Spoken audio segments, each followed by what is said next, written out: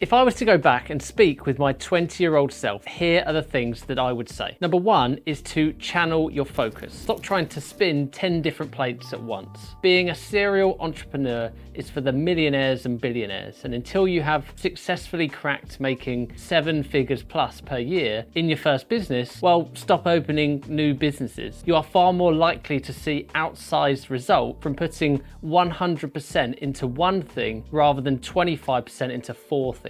Number two is to be careful who you listen to. I never take advice from someone that is less successful than me. Sounds harsh, but everyone has an opinion, so you have to be very selective about whose opinion you listen to. As much as you love your family, your friends, and even Dave down the pub, there is a good chance they might give you the wrong advice. Taking advice from a 60-year-old close to retirement can be very, very dangerous. They are in wealth preservation mode. They're trying to keep hold of it. Whereas you need to take more risks as a 20-year-old because you should be in wealth creation mode. Number three, don't fear mistakes. Many people are scared to make mistakes. But if you want to learn and grow quickly, then you will need to make mistakes. Quite often, these aren't actually even mistakes. They are just expensive lessons. Something is only a mistake if you actually didn't learn from it. Personally, I've made countless mistakes in my journey, but it's made me learn very fast, become very resilient, and become successful as well. Number four is to create, don't consume. Social media is toxic and a complete waste of time if you are just consuming. You are literally killing your brain cells. So every time you catch yourself endlessly scrolling on TikTok,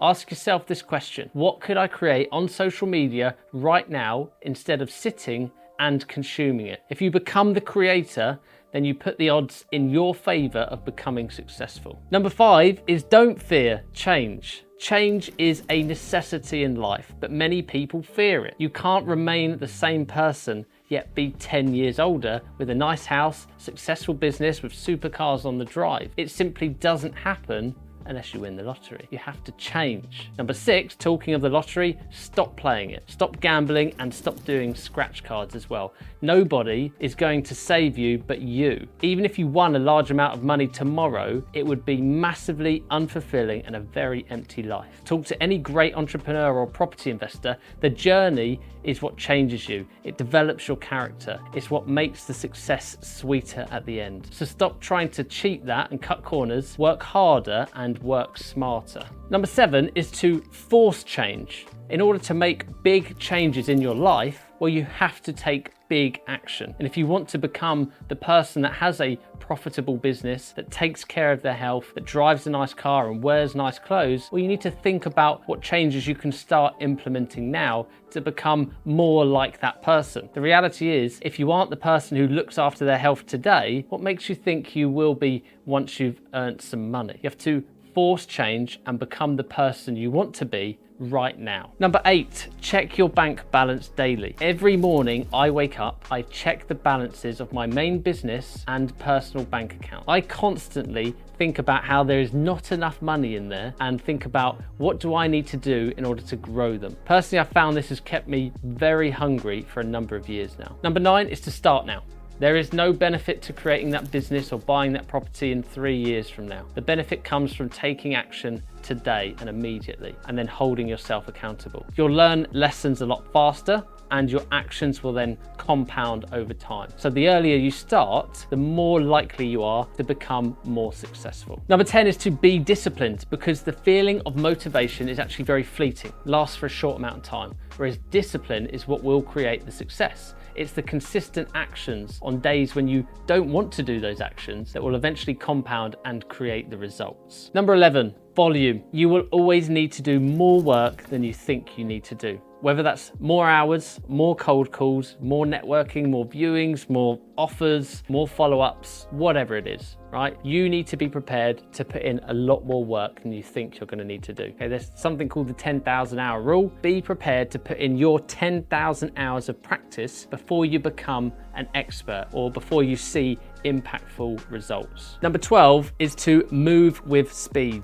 you have a lot of advantages as an individual. The main one being that you can move in a very agile and quick way. You can make very quick decisions. Compare yourself to, let's say, a large business that wants to try some form of new marketing or a new strategy. Well, they have to go and get approval. Then they have to meet their brand guideline, and then they have to get it signed off by management, etc., etc. You get the picture. Whereas you, as an individual, can have made a decision in the morning, and by the afternoon you can have created it, launched it, and executed on it. Speed is your advantage. Number 13 is you get one name and effectively one reputation. So don't take them for granted. Don't sell yourself out for a quick buck. The more that you can think long term and provide free value to the world and other people and build up goodwill, build up your name and reputation, the more you'll be able to create a big ask from your customers when you need it in the future. Number 14 is to always pay the bills. And I mean this in a few ways. Firstly, always pay the bill when you go for dinner or a coffee with someone that you wish to spend more time with or that you are receiving value from, because it's the polite thing to do and it's a great gesture as well. But secondly, always pay your invoices on time. And when they come in, stop delaying those payments, just spend the money. Get it out of your account and actually spend more time figuring out how you can make that money back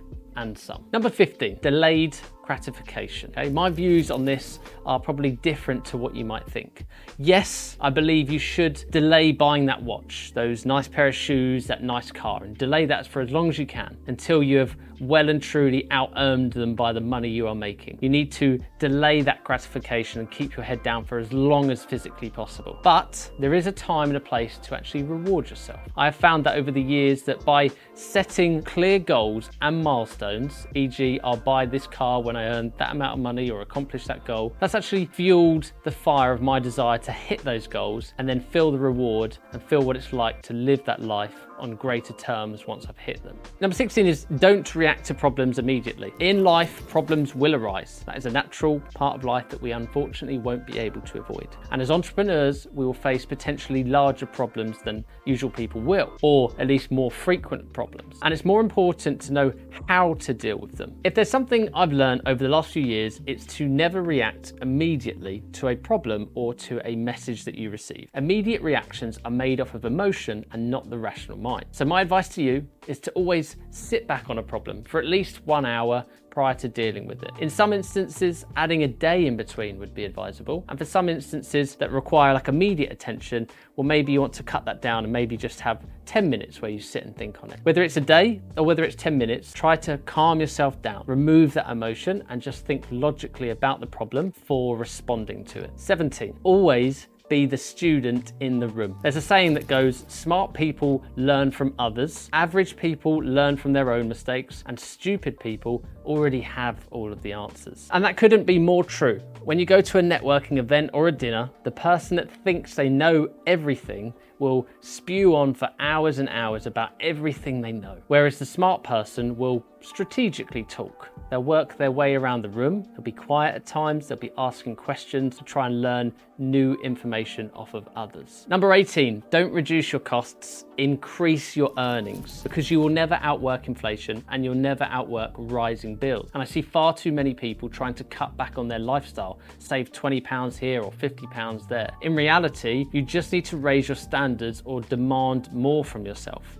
Instead of thinking about how can you reduce costs, think about how you can earn an extra £1,000 that day. Think about where you're placing your time and attention and your focus. Do you want to spend time cutting back on costs, or do you want to spend time trying to earn more money? Number 19, goal setting. Okay, this will be your key to achieving results. If you do not set goals, you will just drift through life. And if you want to achieve big results, then you need the pressure on yourself to do greater things within shorter periods of time. It's the people that stick to their goals consistently that achieve big things in life. And number 20, you are your biggest asset. Not a 20-bed HMO that you own, not an investment portfolio, not a business that you've built up over the last 5 years, but you. The quicker that you can understand that when you develop skills and knowledge and your network quickly, well, you are more likely to have success in this world, the better. Do not be scared to invest money into learning skills quickly. There is a lot of negativity out there around paying for